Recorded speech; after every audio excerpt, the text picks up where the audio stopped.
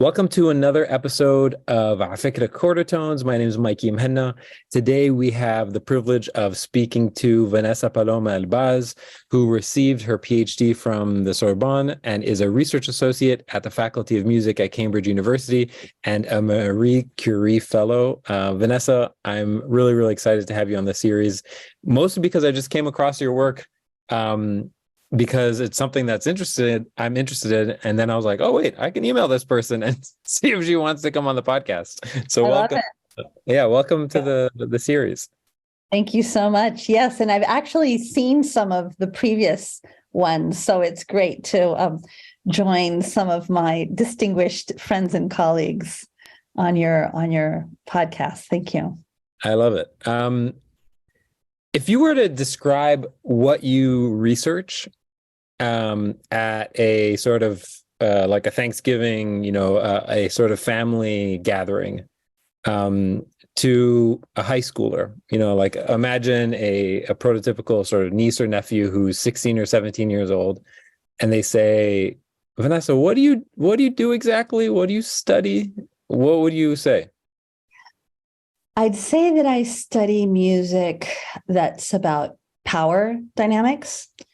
I'm really interested in issues of power, be it minorities or gender or kind of geographical positioning of power, and how that actually plays out through sound, and the way that the entities that are in power or the people in power use that, but also the flip side, the way that the minorities use the power of their own sound to kind of put forward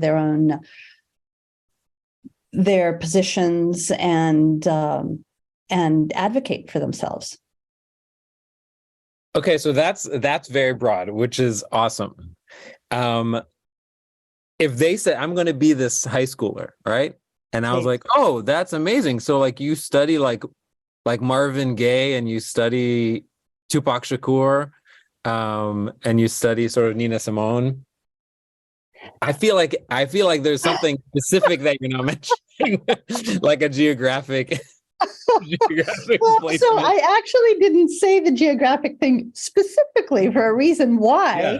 Because I think that when you place it geographically, then all of a sudden everybody has all sorts of ideas about it, right?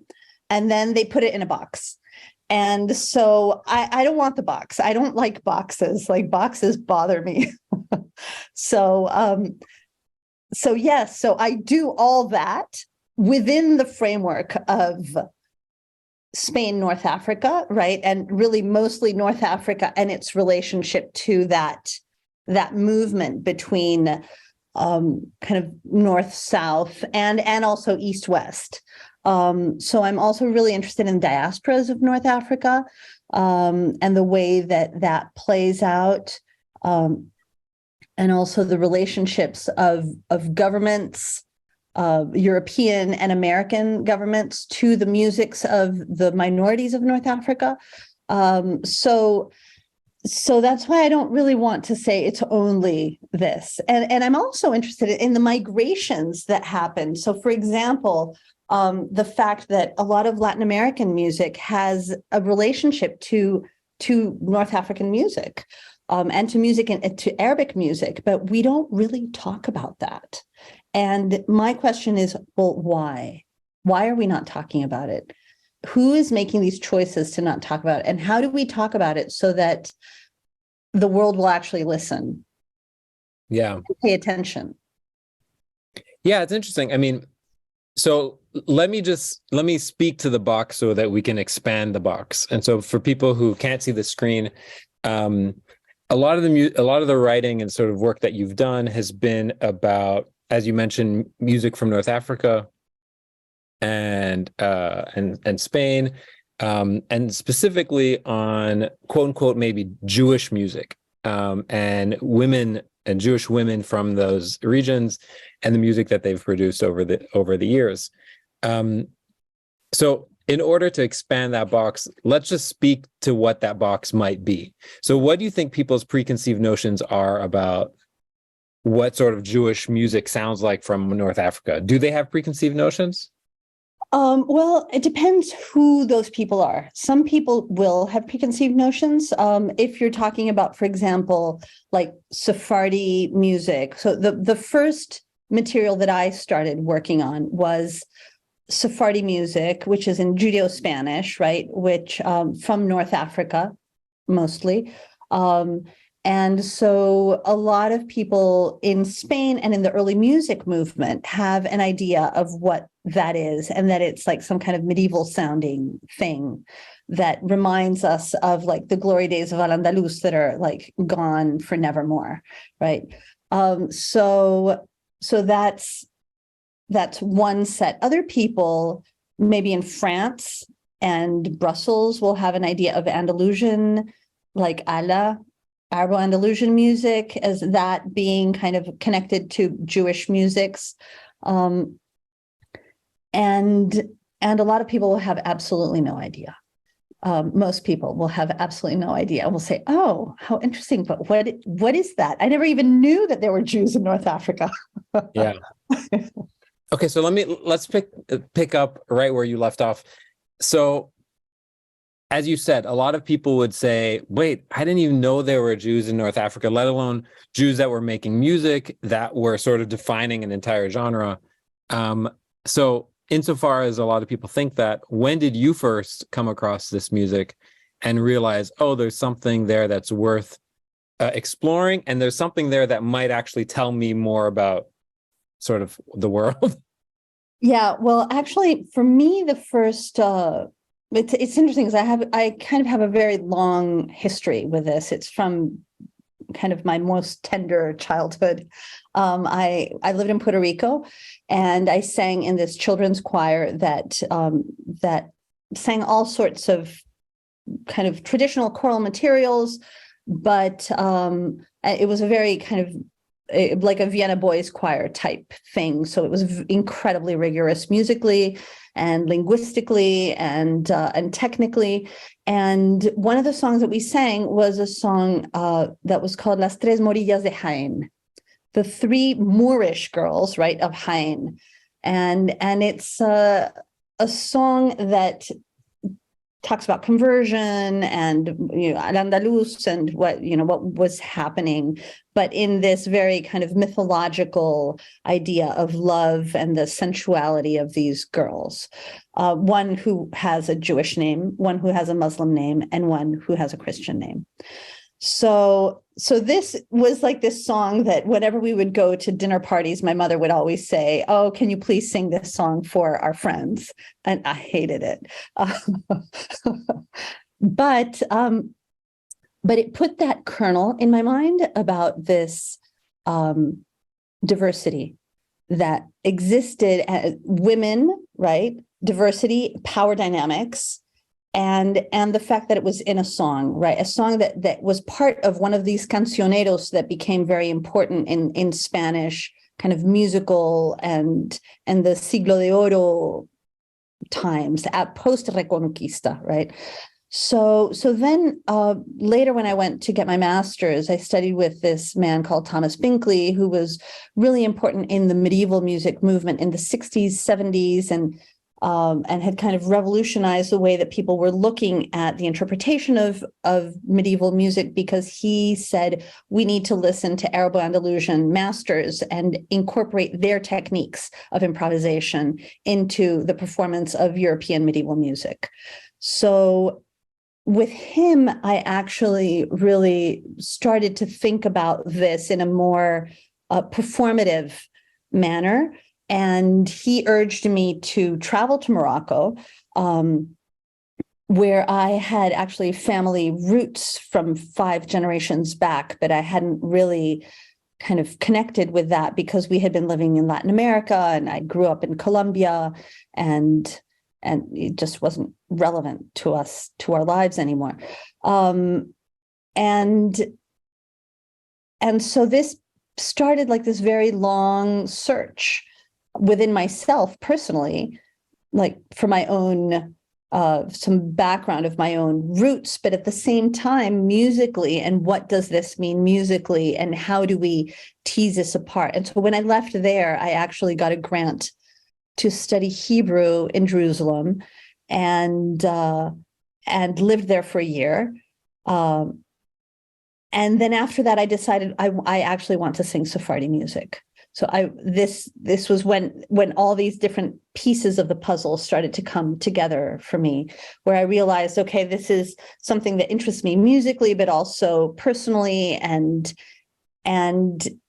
historically, and kind of in a way like politically. I mean, but really, yes, because it's actually explains ways of being that are a lot more nuanced than most people usually are today. When you say, I wanted to study Sephardi music, can you explain to me what is Sephardi music? Well, that's a very long explanation it might take. So I'll give you in a nutshell. So first of all, I'll just say the Sephardim are what? It comes from the word Sefarad, which is in Hebrew means was Spain, it's kind of like in Maghrib, right? Like the westernmost point of what was the known world, because it's something that's actually in the Torah. Prophet Obadiah talked about it. So it was kind of like this far-flung outpost, Sefarad. And so all the music of the Jews that were at some point in the Iberian Peninsula and then were either expelled or emigrated, and they carried it through the Mediterranean into the Americas, even north, into London, and all this music is Sephardi music. So it can be either in Hebrew, it can be in Judeo-Arabic, it can be in Judeo-Spanish, it can be in Aramaic. That's about it. And it's very often really mostly textual, but and the melodies kind of shapeshift according to where they're living at that point. So, for example, we have Sephardi songs in Judeo-Spanish that also appear in Judeo-Arabic and in Aramaic, but with different melodies and in completely different locales, like maybe Turkey and Lebanon and Tunisia and Morocco. But they tell more or less the same story. Yeah. Are they woven together because the language can be different and the locale can be different? Are they woven together because of their musical properties that they all share, or because of sort of narrative properties they all share? Like, what makes a Sephardic song a Sephardic song? A Sephardic song, I mean, basically is a traditional song that's been maintained by Sephardi Jews, right? So Jews that consider themselves to have a genealogy that goes back to Spain. Okay, so, gotcha. And that's it's yeah. So, and this genealogical point is actually really interesting and important because it's very important for the communities themselves. Like this whole idea of what is your genealogy? Where do you come from? And I'm really interested in this thing about that, the genealogy and then the land, kind of the earth that they're sitting on, and all these different earths or lands that they're connected to, and how then that can distill through nuances in the music.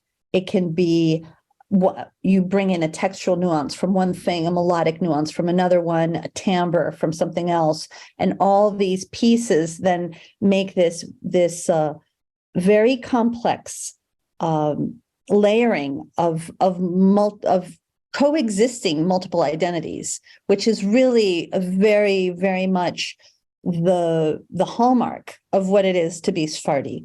Sephardi is not like, you're not one thing. You're usually multilingual. You're usually often have more than one passport. And this has been since the 16th century. And often you have more than one name.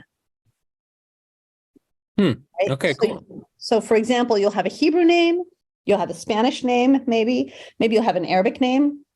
You have all these different names that you use in different contexts, right? Because like you're kind of a different version of yourself in these different places, which we all are, right? We all do that today in a way.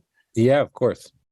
Okay, so I want to listen to our first interlude. For folks who are familiar with Quartertones as a series, we try to pick three interludes and take a listen and then spend some time talking about them. So you have chosen three interludes for us to listen to. Tell us what is the first one and why did you choose it? So the first one is a song that's called Chant Juif pour la Naissance. It's a Jewish song for birth that was sung for me by a lady called Sultana Azeroual, who comes from the Tafilalit region of the Dra, kind of in eastern Morocco, bordering with Algeria. And she's singing Judeo-Arabic. And this was part of, so I started a sound archive called Khoya, Jewish Morocco Sound Archive. And this is an interview that's within that sound archive, and which we put out on a website called yalala.org.uk, which is about women's songs for birth.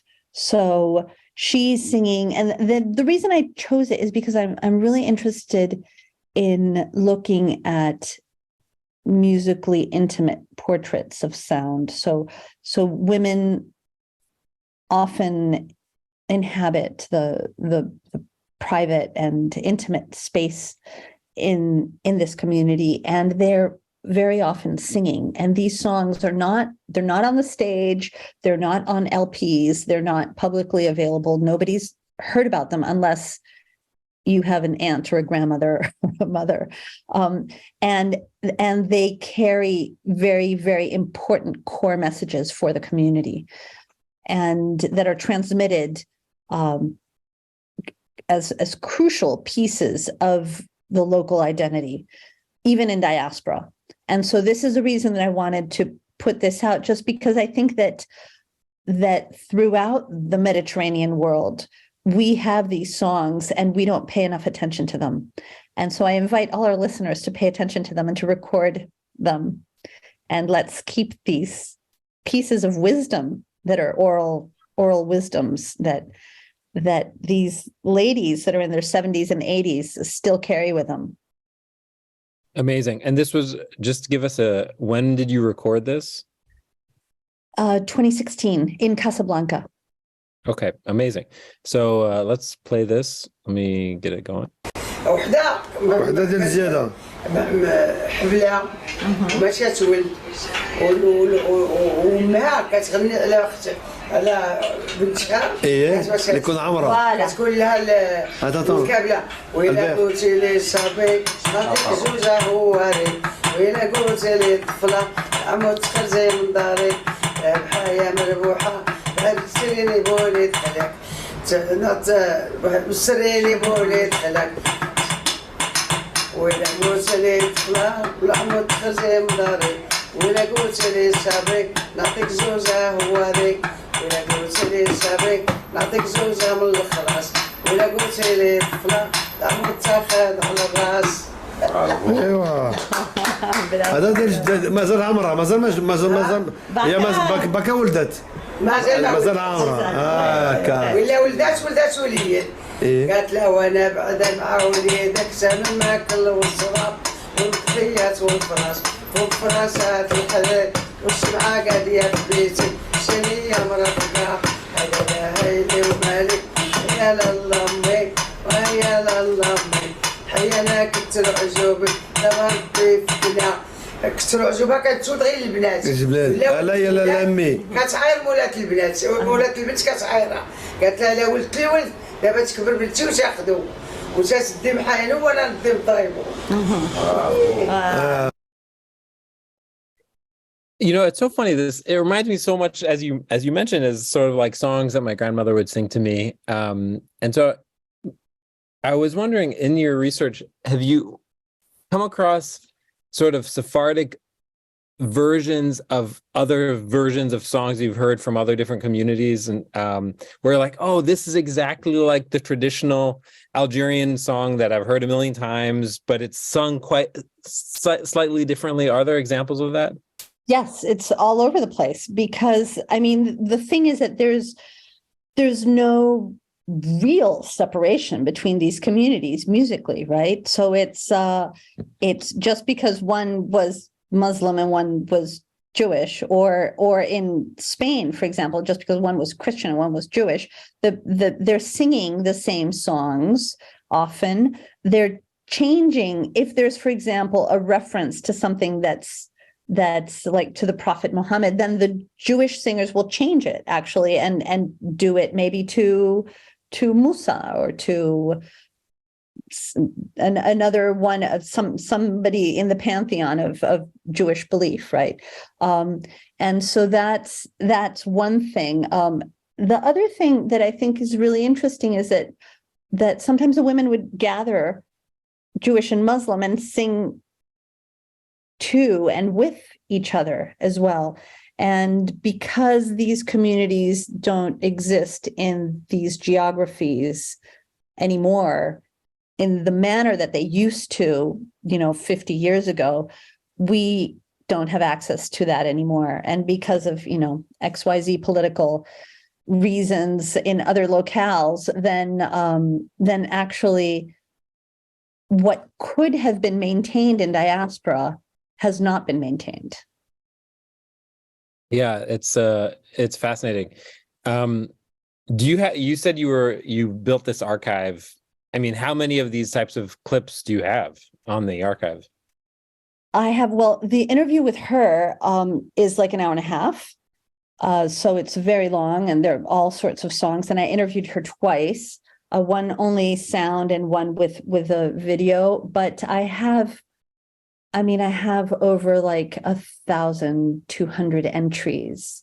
And we're continuing to build. And so now the process of the project is to work towards putting all this available online so that people can actually access it, researchers and just people from the general public, because I think it's really important that people hear it and understand and say, oh, okay, wow, I recognize this, And actually what happens is sometimes when I play this for young Moroccans, they say, yes, my grandmother also sings a similar song, and then they bring their grandmother's song.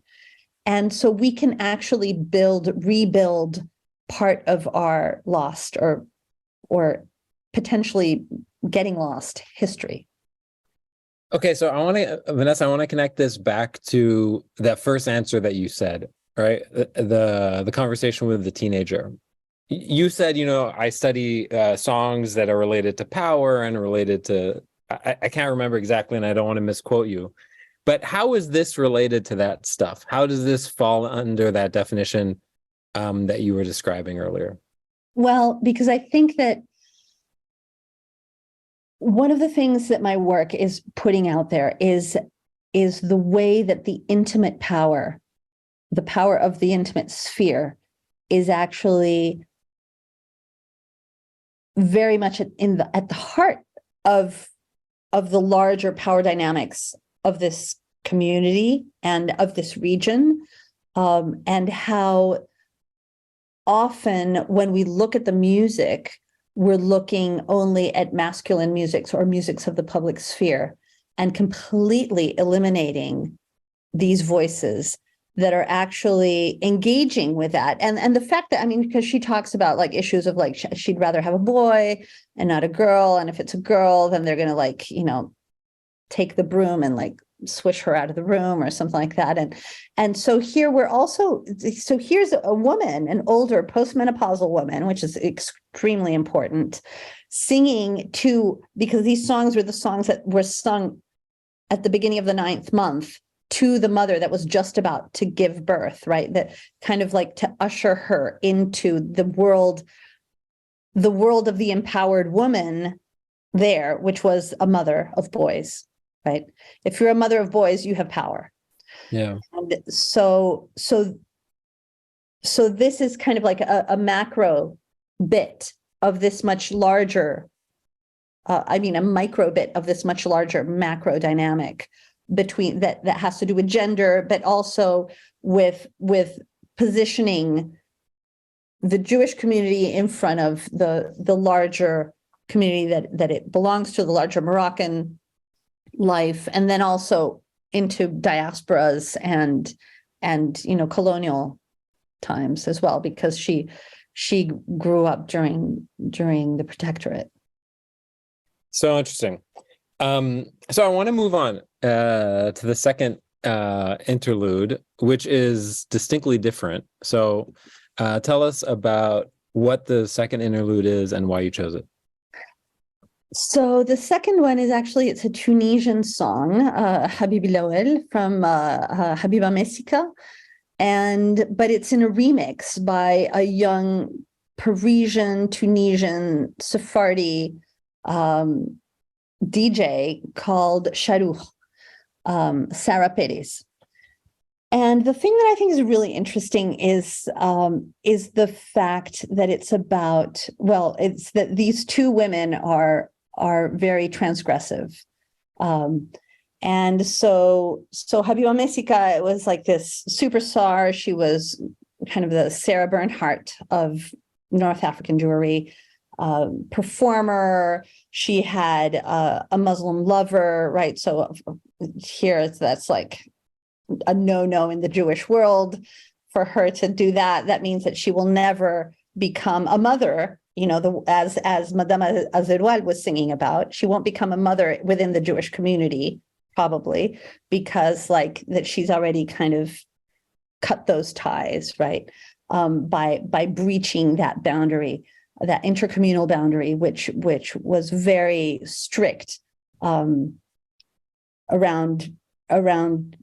issues of sexuality for women, not for men, for women.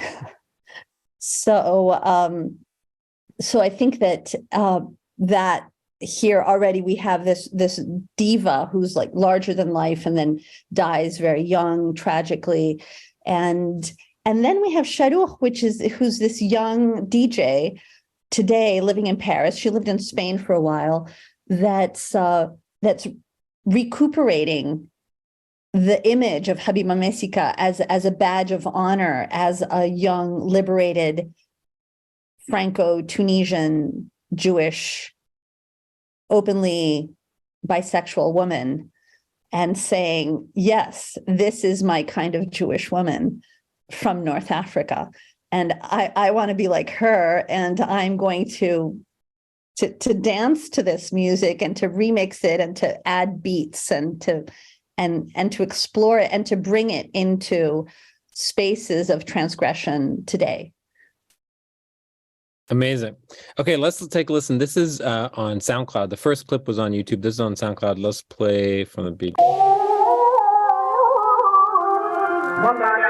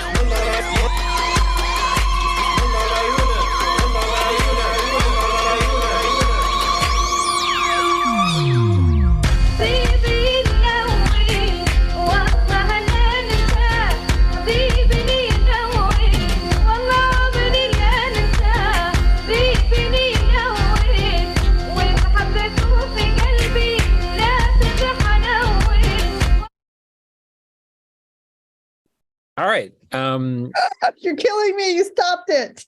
I stopped it. So people can find that on SoundCloud. I have a question about it.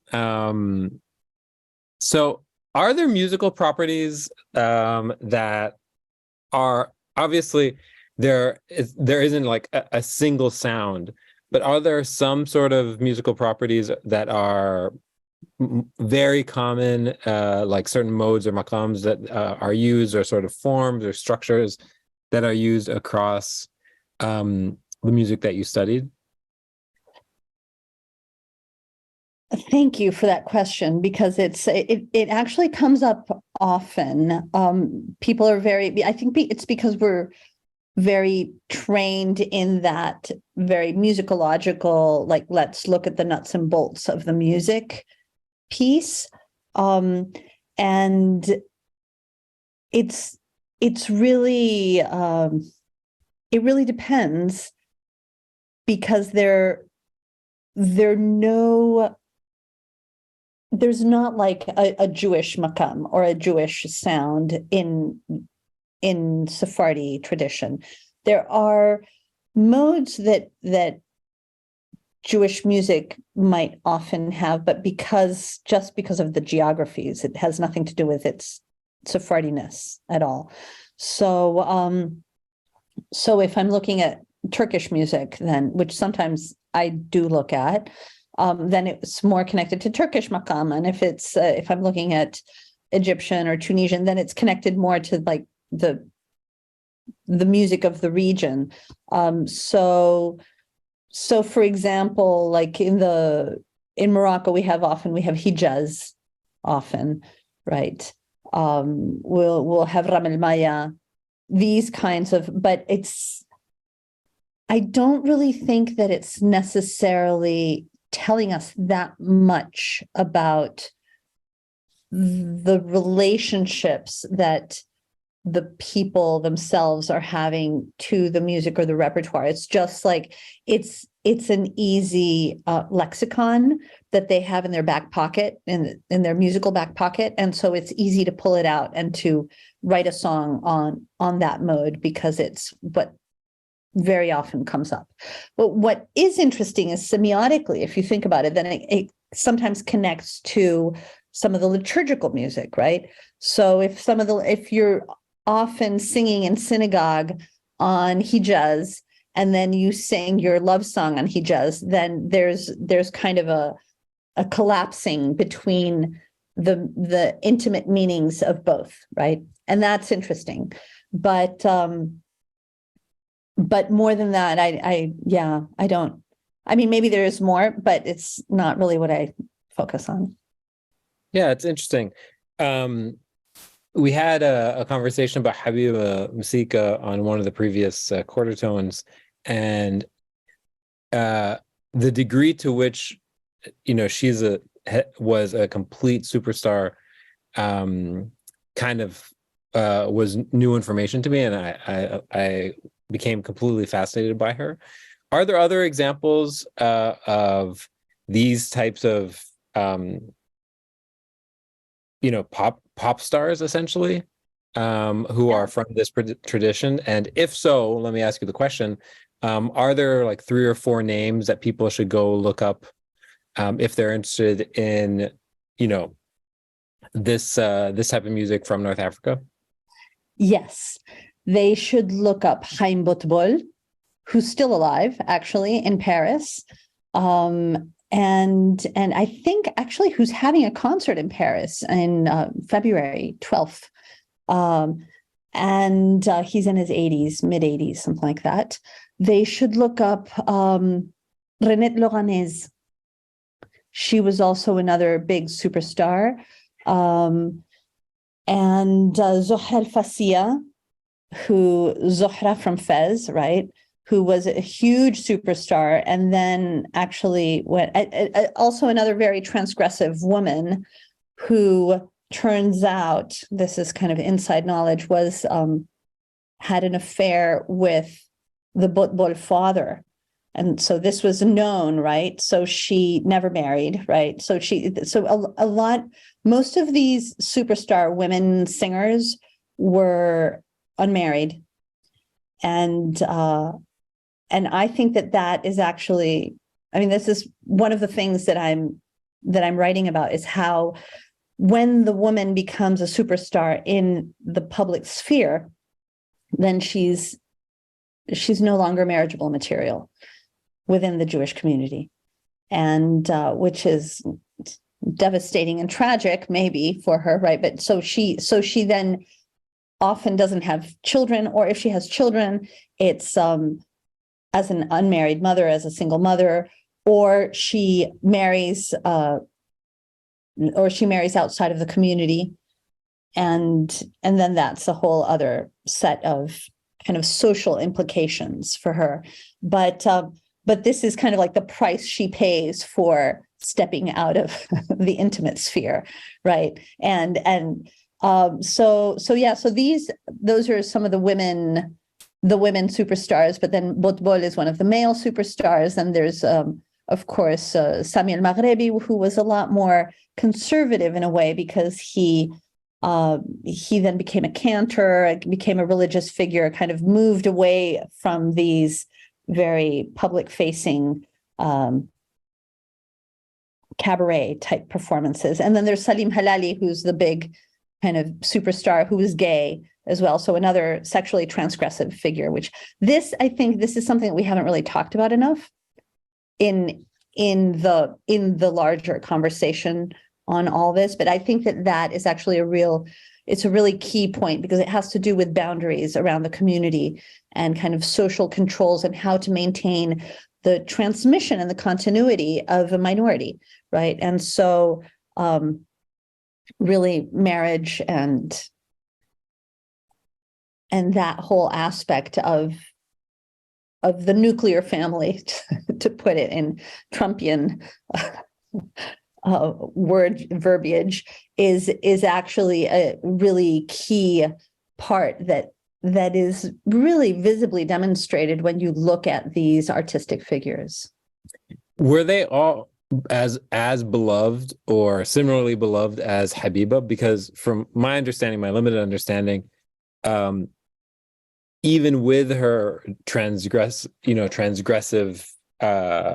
tendencies and really strong personality and strong stances on things, she was like, Sarah Bernhardt is a really obvious comp, but a more sort of contemporary one would be like Madonna, right? She is this like Madonna type level of fame. Did these other characters also have that type of widespread fame? Haim Botbol does still. I mean, he walks in the streets in Morocco and he's recognized by every single person. And very beloved, and his songs. I mean, he has songs that are very, very, very sexually explicit. So that kind of like in a Madonna type thing. Salim Halali as well, and Zohra al-Fassia as well. So there was this whole. What's the word that I'm looking for? Like this whole outcrop, or not necessarily outcrop, but this layer of superstar Jewish performers. And I think that the reason that they existed was actually in part because of what I was talking about at the very beginning, this whole issue of minorities and power, and the voice of minorities and the negotiation of these issues of power, and that actually the Jewish singer was able to sing something for the collective North African that maybe the Muslim singer didn't sing or couldn't sing in the same way. Yeah. And so they were fulfilling this role in the society as the other from within, that knows us, that is us, but that is in part not of us, And so because of that, their contribution had incredible percussiveness into the heart of these changing nations as they're coming out of colonialism and protectorate and negotiating with the convulsions of the 20th century, let's say. Super interesting. Okay, let's keep on going because I just looked at the clock, and so I want to get to interlude number 2. So what is interlude number 2 and why did you choose it? So interlude number 3 is La Llorona from Chavela Vargas. So Mexican amazing diva, lesbian, a very publicly lesbian. And it's a song that talks about indigeneity, but it's been taken to talk about this monster myth figure that eats children. That's kind of like Aisha Kandisha. We have it in North Africa, this Aisha Kandisha, this dangerous woman. In Jewish tradition, she's called Lilith. She's like the woman that comes and like kills the babies and the mothers, but actually the actual story of La Llorona has to do with war and with the indigenous populations, and that the pain of loss with war. And so I think that it's interesting because I wonder first of all, I love this song. And second of all, it's something that I grew up with. And so I carry these kinds of sounds into my work with all the North African material, because I think it's very connected. And the fact that thinking about indigenous musics, and so if we're thinking about the Amazigh music of North Africa and the narratives that are in this Amazigh music that then sometimes get turned into something else, like the narrative of Aisha Kandisha is maybe something else in the Amazigh tradition. So I think that it kind of helps us reconsider these myths of the dangerous woman, which have come through often through kind of organized religion in a way to control the populations, to control women's bodies, and to control the fear of the power that that women in their life-giving potential have for the community and for the men that are in power, right? All right, let's take a listen to it.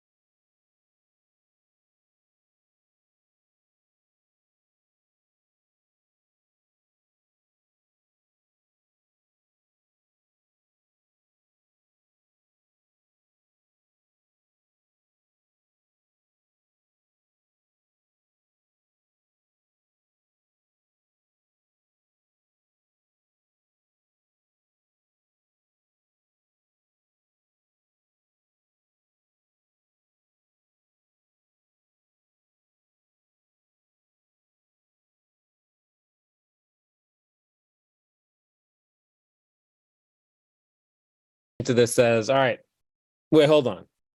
This is just like a Spanish song, right? How is this related to, how is this related to anything you guys are talking about? And what's the answer to that? Well, the answer is that, first of all, it's not Spanish, right? It's Mexican, right? A Spanish language, excuse me.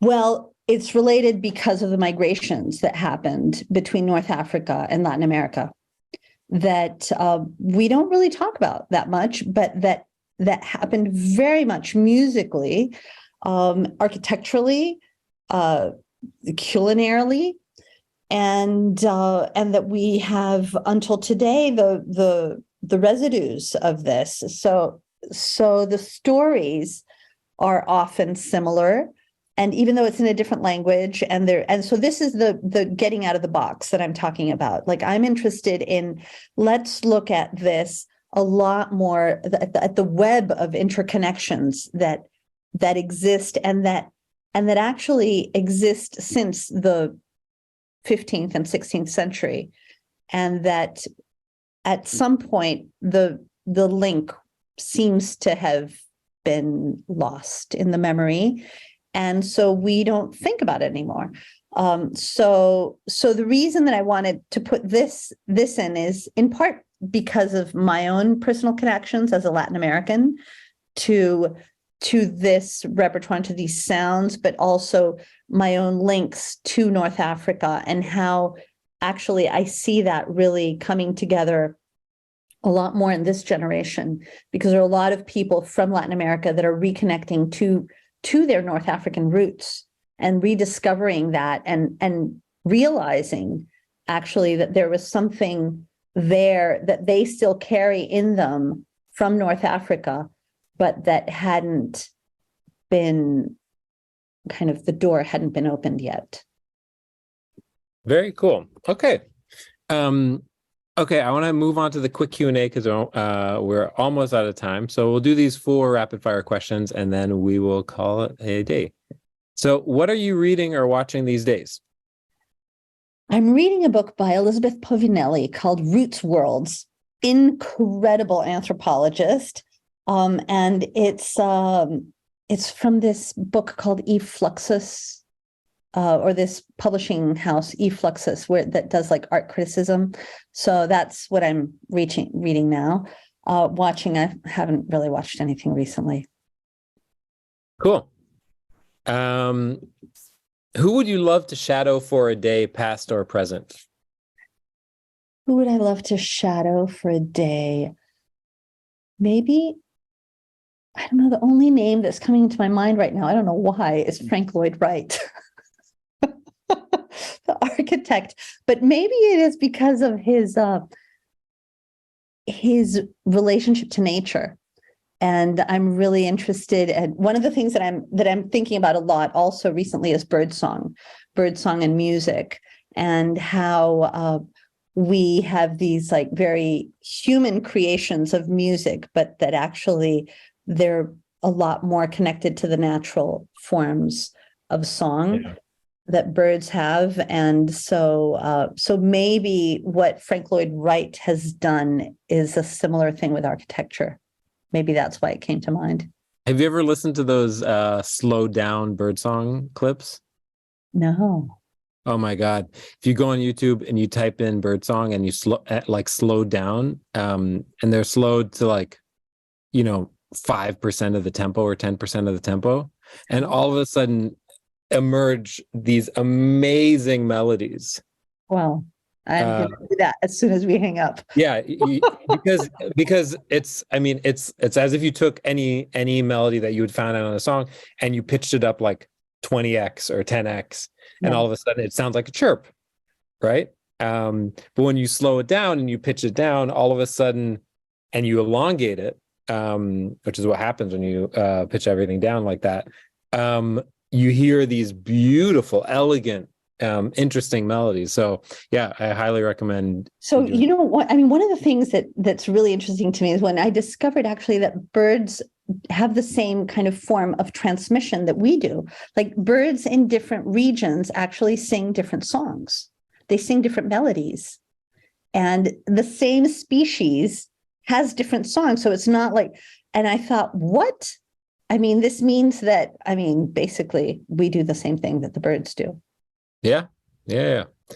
Super interesting. Okay, let's do the last two real quick. What do you think people most misunderstand about your work? I think that people think that it's actually very local, and they don't understand the global implications of what I'm doing. Yeah, we're coming full circle here. Yeah. And then the last question is, what artist from the past would be one of your dream collaborators? Like musical or any kind of artist? Yeah, musical. Musical. I think I would really enjoy doing something with Bela Bartok, because of the way that he took traditional material. I mean, one of the things that I have another kind of thorn on my side is the whole word folk music. I really don't like it, because I think that it minimizes the power, and it establishes this whole like hierarchy between, non-folk and folk. And so I think that what he did was actually bring traditional melodies and use them in a way that was really interesting, and rhythms. And so, yeah, I think that would be really interesting to do something with Sephardi music with somebody that's thinking in that way. Cool. Okay, so anyone listening who would like to learn more about your work and connect with you, you can, Vanessa's on Twitter at Vanessa Paloma, so VANESSAPALOMA. Vanessa, thanks so much for doing this. It's has been a lot of fun to learn about this genre of music and learn more about your work. Thank you so much. Thanks for having me. And yeah, great fun discussing all these things and exploring in all different directions. All right. Thanks, everybody. Hope you enjoyed the episode. This will go live on YouTube and on our podcast. If you don't already subscribe, please do so. Leave us a friendly comment and share with some people in your life who might be interested.